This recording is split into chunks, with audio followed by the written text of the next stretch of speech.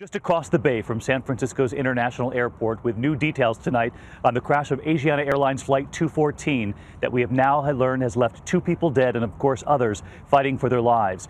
Take a look at a live picture tonight, even closer than the image right over my shoulder here. This shows the burned out fuselage as that jet still sits just beside the runway here in San Francisco.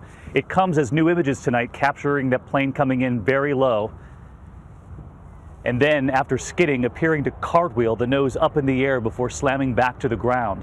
The plane catching fire, driving everyone on board into the field beside the plane. One of the survivors taking this photo as the Sun passengers watch the plane burn.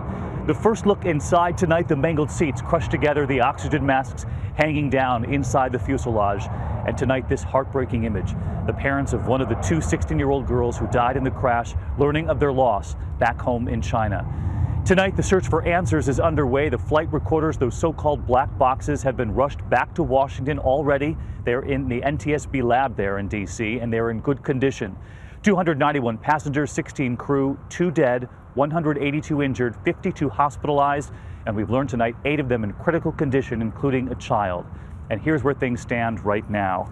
We know the investigation underway in Washington, and we'll be turning to that shortly as well. We are taking a look at the moment by moment as this unfolded, and here tonight, our team coverage from San Francisco to Washington, beginning with how this crisis unfolded.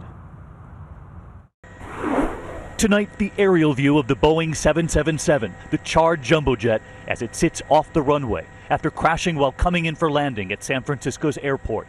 The fuselage, nothing but a giant burned-out crater now, most of the roof gone.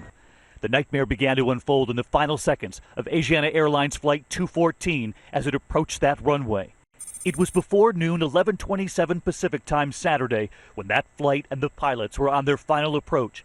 Witnesses telling us it hit the ground with tremendous force, the tail hitting first, just feet from the runway, scattering debris before coming to rest on its belly, roughly 80 feet from the runway. It seemed to be arriving perfectly, and then all of a sudden, it tilted up. So like 70 degrees, and it landed on its tail. It crashed with a thump, a real loud, like, smash to the concrete. So many who saw that crash landing echoing one another, saying the tail hit first. Also the tail hit, all some flames came out, then started turning around like a cartwheel, and then it looked like I couldn't tell if it slid or not, and all of a sudden it was in flames. And tonight, a clearer portrait of the wreckage, where that tail ended up, sheared off and sitting on the runway. 2,000 feet of debris. Further back, the landing gear. And at the beginning of the runway near the seawall, the horizontal and vertical stabilizers ripped off the plane, so crucial to helping that jet land safely. With seconds to spare, the air traffic controllers here knew that the hundreds of passengers and crew on that jet were in trouble. 214 Heavy, emergency vehicles are responding. 11:35 Pacific time, just minutes after Flight 214 began that final approach, it had crashed. Rescue crews now racing to the runway. They arrived to find the chutes already deployed, the flight crews helping the passengers off. Those passengers with life-threatening injuries, compressed spines from the sheer force of the impact. Many of the passengers jumping before the chutes could even inflate. Some of those chutes torn off with the impact. Eyewitnesses watching it all unfold. Just how fast that we just saw a plane crash. Police officers on the ground threw utility knives up to the plane's crew so that they could cut through the seatbelts of those who remained trapped. Late today, we were out on San Francisco Bay, the closest view yet of the wreckage, with one of the survivors, Benjamin Levy. You won't forget which seat you were in? No, I won 30K. 30K? Yeah.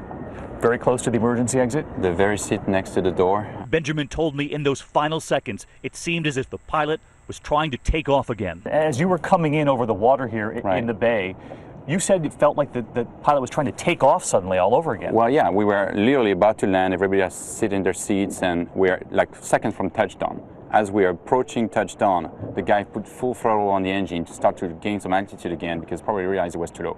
And that was too late. The water started splashing everywhere. In fact, Ben telling me there was a false sense of security on that jet right afterward. Passengers were actually grabbing their suitcases, their bags, because they had no idea that fire was about to break out.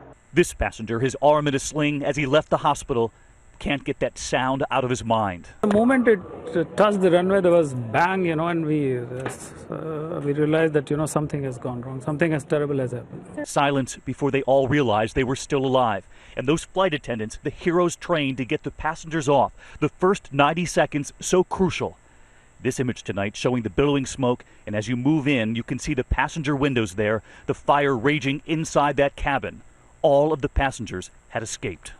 The flight attendant, she was basically organizing emergency exit and preparing evacuation and helping everyone so calmly and professionally. She was helping big men twice big as her and trying to get him out of the plane and helping other people and other crews as well.